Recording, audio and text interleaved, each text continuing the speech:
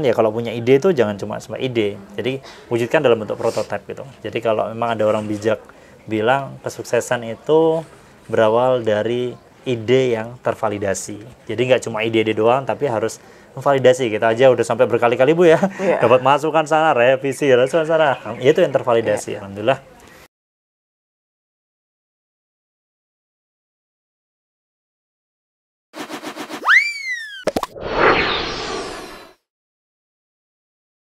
Nah ini gimana caranya biar nggak simpang tindih gitu. Jadi Bang itu menarik sih. Dan ini adalah idenya udah lama banget. Ini termasuk game yang dengan ide terlama di sebangku, tapi eksekusi paling cepat adalah game ini. Jadi kenapa kayak gitu ya? Karena ini super team ini. Spider-Man aja sama Avenger, Batman sama Justice League ya. Kalau sebangku nggak mungkin sendirian gitu. Partnernya emang ahli di bidangnya gitu. Berapa bulan ini pengerjaan untuk muarat? Kita mulai kurang lebih itu dari bulan Juli ya Bu ya. Juli, dan alhamdulillah November ini sudah 95%. Kita sudah tinggal ini aja sih, tinggal perbaikan sana sini dikit-dikit aja, dan itu nanti kita sudah masuk cetak gitu.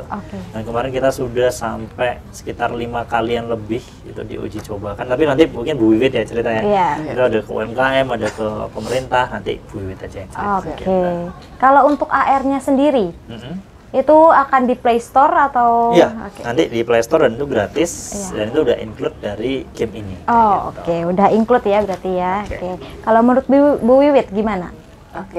Kalau saya sih untuk diskusi dengan tim sebangku udah luar biasa ya. Kita berulang kali untuk memadukan dari teori yang saya miliki, terus kemudian dari tim teknisnya, misalnya kita memang coba berulang kali ya sampai ketemu modelnya kayak gitu ya. Jadi emang kita praktekkan ke mana-mana supaya emang teorinya bisa nanti istilahnya pada waktu itu game dimainkan tidak terlalu ada gap yang gede gitu ya. Jadi istilahnya kita sudah mencoba ke UKM, dari UKM yang muda, dari yang tua, terus kemudian yang ke pemerintahan juga, ke BI juga ya, ke BI juga kita sempat. Nah ini istilahnya nanti kita bisa habis ini semuanya selesai, kita bisa launching nanti secara besar kayak gitu. Malah udah testimoninya banyak ya Bu? Udah, karena kita udah praktek emang supaya bisa terwakili semua gitu. Udah berarti udah prosesnya tuh udah mau hampir 100% ya ini ya. Bahkan testimoninya aja udah mau selesai. Lanjut ke pertanyaan selanjutnya.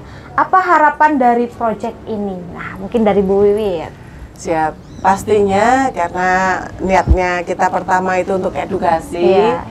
Game ini nanti dipakai oleh seluruh lembaga keuangan yang ada di Indonesia, dimanfaatkan oleh seluruh lapisan masyarakat, dan istilahnya ada perbaikan-perbaikan di masyarakat untuk mulai memilih dan memilah yang terbaik dari penghasilan mereka untuk disesuaikan dengan edukasi yang di sini gitu.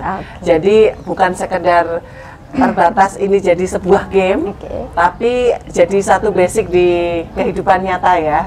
Jadi tidak ada lagi istilah itu hanya teori gitu ya. Jadi istilah memang itu dipakai benar untuk untuk meningkatkan usahanya mereka. Jadi bermanfaat bagi seluruh masyarakat ya, pengennya digunain, dan juga pastinya teman-teman yang di luar sana bisa mengatur keuangan lebih bijak lagi. Menurut Pak Rizky. Jadi tadi belum kita mention juga ya. Jadi ini terima kasih kepada Kemenristek Dikti yang telah membiayai proyek ini. Jadi memang Morakuin ini adalah salah satu program yang didanai oleh Kedereka gitu. Kedereka itu adalah sebuah program matching fund yang mana ini antara yang di perguruan tinggi dan juga dari mitra. Jadi ketepatan saya itu selain di sebangku, saya juga dosen di Universitas Islam Yogyakarta, dan memang kalau di dosen itu ada 3 Bu ya. Yang pertama itu ada pengajaran, harus ngajar kita. Yang kedua itu penelitian, ya emang harus meneliti, dan yang terakhir adalah pengabdian. Dan alhamdulillahnya dengan Morakuin ini 3-tiganya bisa tercapai Mbak. Ngajar bisa kita pakai, penelitian bisa berupa jurnal, kemudian pengabdian juga bisa jadi berupa haki gitu ya. Jadi harapannya emang ini adalah kerjasama simbiosis mutualism. Jadi selain kampus mendapatkan poin yang bisa kita gunakan, tapi juga dari mitra juga mendapatkan manfaat nih. Jadi memang harapannya ya nggak tahu sih apakah nanti ini jadinya B2B atau B2C, tapi harapannya ya apapun itu, tapi emang harapannya adalah game ini selain kita ngajarin finansial, tadi juga sudah saya mention ya, bahwasanya ini kita juga mengenalkan budaya kita ke luar negeri. Jadi harapannya emang tidak hanya sampai di sini, mungkin someday ini akan berubah jadi bahasa Inggris, kemudian kita akan pasarkan di luar negeri. Itu sangat memungkinkan gitu ya, karena di kami juga sering banget ikut acara BBW itu, Big Bad Wolf, yang memang itu buku-buku impor. Sekarang waktunya kita ekspor. Gitu. Jadi tidak hanya sampai situ. Bismillah. Gitu. Ya karena ini menarik banget, alhamdulillah kemarin dari BI pun sangat sangat positif, UMKM juga happy. Dan kalau saya sih boleh berpesan ke teman-teman, ya kalau punya ide itu jangan cuma ide, jadi wujudkan dalam bentuk prototipe gitu. Jadi kalau memang ada orang bijak bilang kesuksesan itu berawal dari ide yang tervalidasi. Jadi nggak cuma ide doang, tapi harus memvalidasi. Kita aja udah sampai berkali-kali Bu ya, dapat masukan sana, revisi, sana. Itu yang tervalidasi. Alhamdulillah, insya Allah ini udah siap untuk digunakan lagi. Oke. Berarti pasarnya tuh nggak cuma di dalam negeri, tapi pengennya udah langsung ke luar negeri ya, go internasional.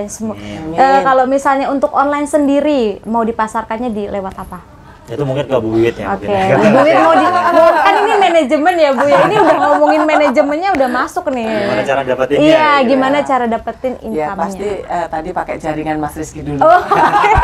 BBF ya Mas ya. BBW ya. BBW terus nanti bisa kita taruh di marketplace dan semua jaringan marketing ya pastinya. Mungkin lebih kita utamakan dulu sebelum ke B2C ke B2B dulu Mas. B2B.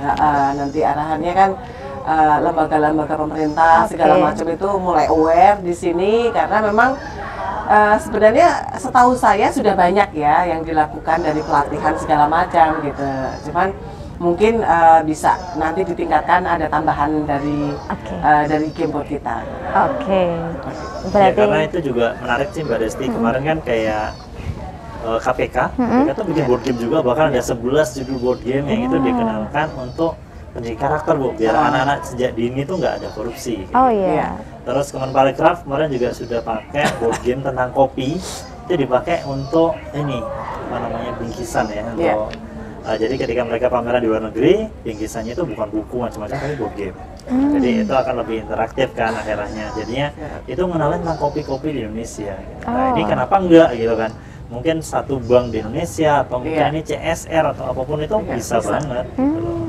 Jadi malah luas ya Pak, kalau misalnya mau buat board game tuh nggak ada, kita harus buat board game ini, nggak ada. Jadi masih bisa meluas gitu kan. Dan ini pun kita masih rencananya masih tahun pertama Bu ya. Harapannya tahun depan selanjutnya itu kita akan mengembangin inklusi ya. Inklusi keuangan nanti kita tingkatkan. Berarti masih berlanjut ya Muara Queen. Masih panjang Pak. Masih berarti ada part 2, part 3 nih berarti teman-teman. Mungkin itu saja pertanyaan dari saya, dan buat teman-teman semuanya yang masih kepo mengenai board game Muara Queen, mungkin bisa dikunjungi lewat websitenya ya Pak ya. Jadi lewat websitenya atau bisa langsung kunjungi Instagram Sebangku Games dan juga Instagram Nazma Office. Jadi buat teman-teman jangan sampai kelewatan mengenai update board game Muara Queen. Jadi terima kasih Bapak Rizky dan Ibu Wiwit yang sudah menghadiri podcast pada pagi hari ini. Dan buat teman-teman, see you. Semoga bermanfaat ilmunya.